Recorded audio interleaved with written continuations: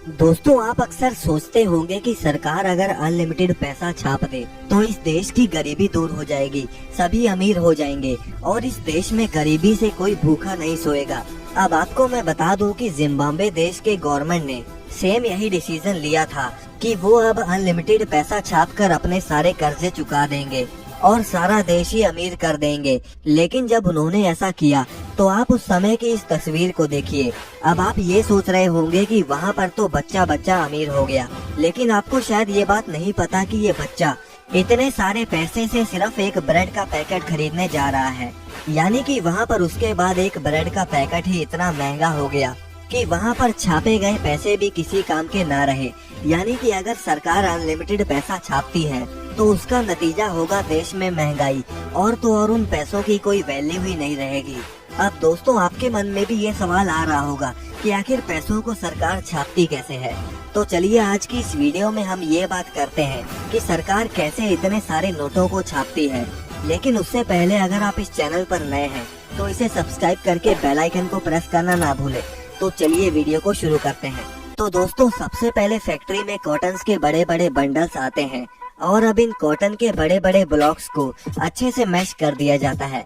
Proper mash होने के बाद उस कॉटन को पहले पेपर और पानी के बहुत बड़े ड्रम्स में फेंका जाता है ताकि इनसे बनने वाले नोटों में जान आ जाए, उसकी स्ट्रेंथ बढ़ जाए। अब उसमें से सारे पानी को निकालने के बाद उसे एक मशीन में डाला जाता है जो कि उस सारे मिक्सचर को दबा दबा कर पेपर बना देता है।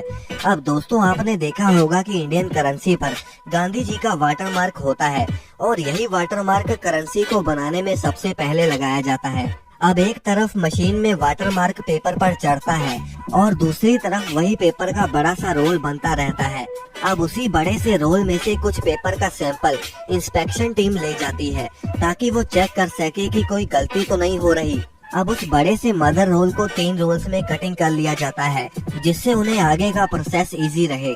अब दोस्तों, आपने देखा होगा कि नोटों पर होलोग्राम लगी होती है जिसे हम तार भी कहते हैं, और ये हर नोट में अलग अलग रंग की होती है और ये होलोग्राम भी वाटरमार्क के बाद नोटों के ऊपर लगा दिया जाता है। अब इसके बाद पेपर का विजुअल इंस्पेक्शन होता है जो कि कंप्यूटर के जरिए किया जाता है और ये क्वालिटी इंस्पेक्टर अच्छे से चेक कर लेते हैं कि नोटों पर लगा वाटरमार्क और होलोग्राम ठीक है भी या नहीं। अब उसके बाद वो पेपर का रोल इस मशीन पर लाया जाता है जो कि छोटे छोटे टुकड़ों में काट देती है। अब इस प्रोसेस के बाद इन पेपर्स के रोल्स को प्रिंटिंग एरिया में भेज दिया जाता है।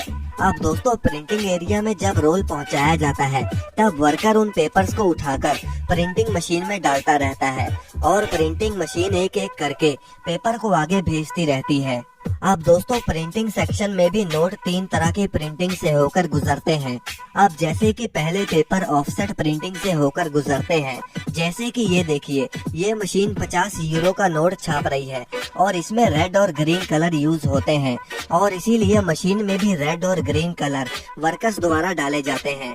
अब इसके बाद क्वालिटी इंस्पेक्टर ये चेक करता है कि करेंसी पर लगा कलर कहीं ज्यादा डार्क या ज्यादा लाइट तो नहीं हो गया, और इस प्रोसेस के बाद नोट जाते हैं सिल्क स्क्रीन प्रिंटिंग में।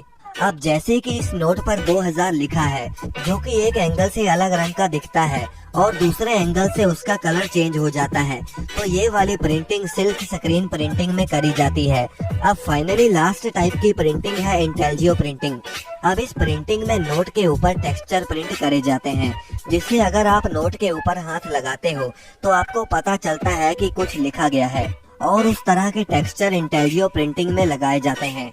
अब प्रिंटिंग के बाद नोटों को कटिंग मशीन में भेजा जाता है जहां पर नोटों को प्रॉपर साइजेस में काट दिया जाता है और फिर वो नोट पैकेजिंग के बाद बड़े बड़े कंटेनर्स में भेजकर अलग अलग बैंक्स में भेज दिए जाते हैं, और जो नोट यहाँ पर खराब हो जाते हैं उन्हें आगे आरबीआई के पास भेज दिया जाता है और उसके बाद में कटिंग करा के दोबारा से उतने ही नोट और भी छाप दिए जाते हैं।